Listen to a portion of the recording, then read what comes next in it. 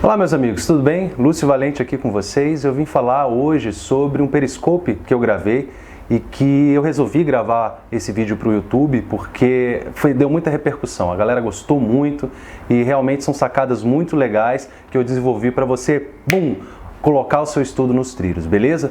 Então, se você quiser esse mesmo vídeo, o conteúdo desse vídeo, se você quiser ele escrito, basta entrar no vouserdelegado.com.br, loja de e-books, e você pode baixar o e-book gratuito, os 5 gatilhos do estudo eficiente. Os 5 gatilhos do estudo eficiente. Entre lá e baixe. Mas assista ao vídeo porque tenho certeza que vai te ajudar muito. Olha só, eu desenvolvi durante esses 10 anos que eu venho trabalhando especificamente com pessoas que se preparam para os concursos de delegado de polícia, 5 gatilhos que vão te ajudar a colocar os seus estudos nos eixos, beleza? Então anotem isso, não deixem isso ao léu, anotem isso no seu caderno, bote isso em algum lugar que um dia você vai rever isso, porque pode ser que uma informação ou outra seja muito útil agora e outra você acha que não seja útil nesse momento, mas você tem lá a informação e um dia você pode lançar mão dela, um dia você pode precisar dela. Então a dica que eu te dou nesse momento é anote, absorva e tente aplicar. E sempre revise isso que eu estou falando para vocês, é algo que você tem que estar sempre olhando, sempre revisando, beleza? Legal, então vamos lá, os 5 gatilhos. Quais são os 5 gatilhos? Vamos lá. Primeiro gatilho. Primeiro gatilho, vamos lá. O primeiro gatilho, anotem aí por favor, é o gatilho do reducionismo. O gatilho do reducionismo. O que significa o gatilho do reducionismo? Bom, basicamente, você deve bloquear os horários do dia para que você, quando for realizar uma atividade, você não se preocupe com nada mais. Ou seja, você tem que reduzir o seu foco para aumentar o foco. Como assim, professor? Eu tenho que reduzir o foco para aumentar o foco? É porque as pessoas hoje são multitarefas. Então você senta para estudar ou para fazer qualquer outra coisa e tem várias pendências que você tem que resolver. Só que como você não se organizou para realizar ou para matar aquelas pendências, você acaba, no momento que você está realizando uma tarefa, você acaba sobrecarregando a sua cabeça com outras preocupações.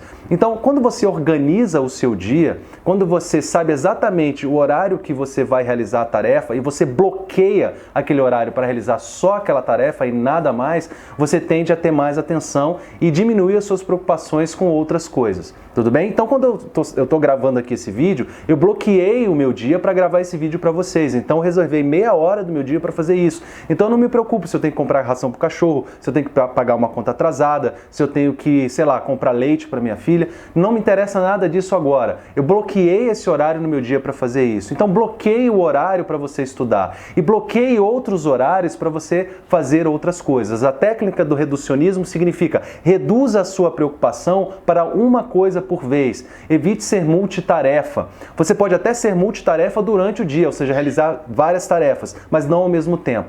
Porque quando você está estudando, a atividade intelectual exige atenção máxima. Então, faça isso.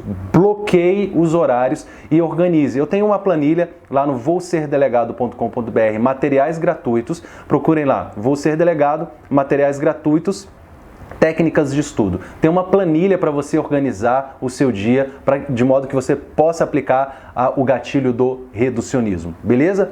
Segundo gatilho. O segundo gatilho é o gatilho do desconforto mínimo. O gatilho do desconforto mínimo. Para que você aumente a resistência nos seus estudos, você tem que aplicar uma técnica que os grandes maratonistas aplicam, que é aumentar o desconforto e transformar o desconforto em conforto. Então você vai, como se fosse um calo, então você vai calejando o seu estudo. Como assim? Se você está, por exemplo, acostumado a estudar 2 horas e você quer aumentar para 6, por exemplo, ou você não estuda e quer estudar por 2 horas. Bom, a ideia é a mesma. A sua zona de conforto agora qual é?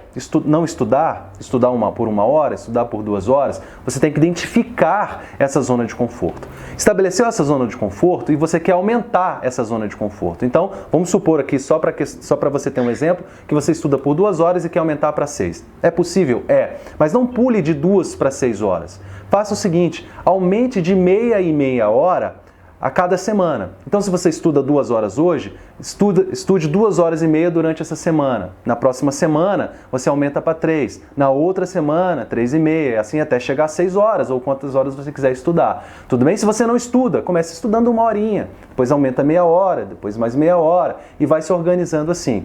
Os grandes maratonistas, por exemplo, as pessoas correm 10 km e querem correr 40. Ela não vai passar a correr 40, não, ela corre 10, depois corre 15, depois corre 20, depois aí vai até chegar a correr uma maratona. Então a técnica e a ideia é a mesma. É isso que eu quero que vocês apliquem no seu dia a dia. Então, a segunda técnica que eu falei é a técnica do conforto mínimo.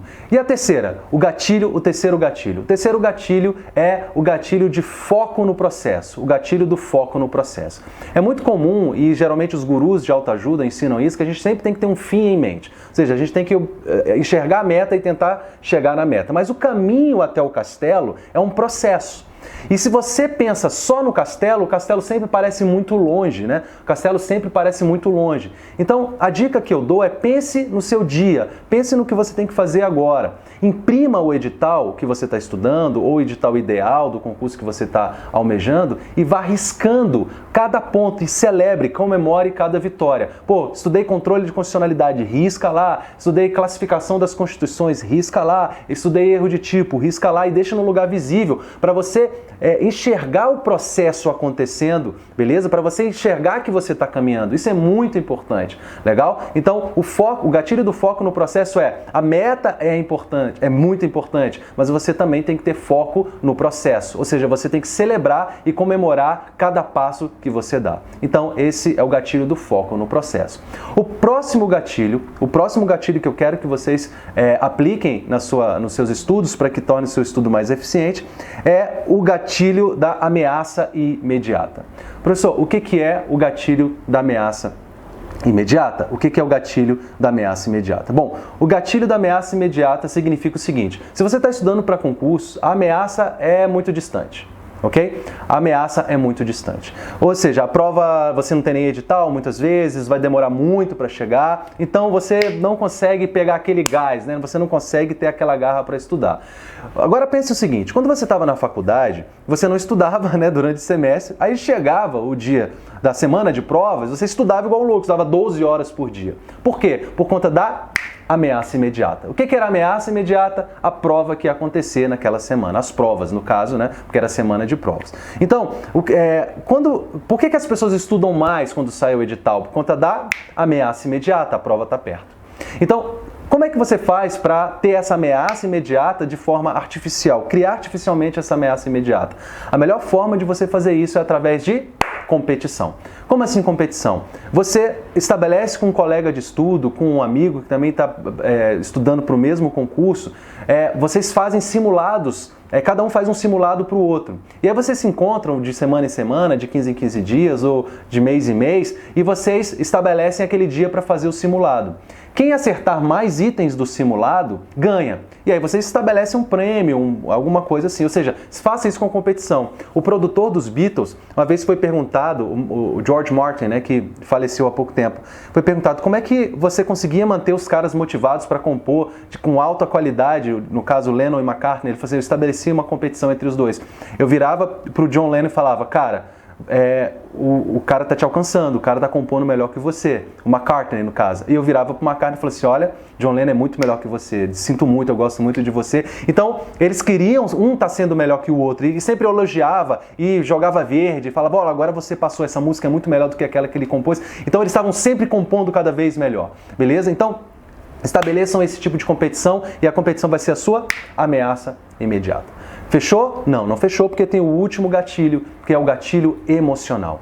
Esse gatilho emocional é um botão de emergência. Cuidado com esse gatilho, porque esse gatilho ele gera resultados extraordinários, mas ele pode te sobrecarregar psicologicamente. Então use com moderação, beleza? Use com moderação.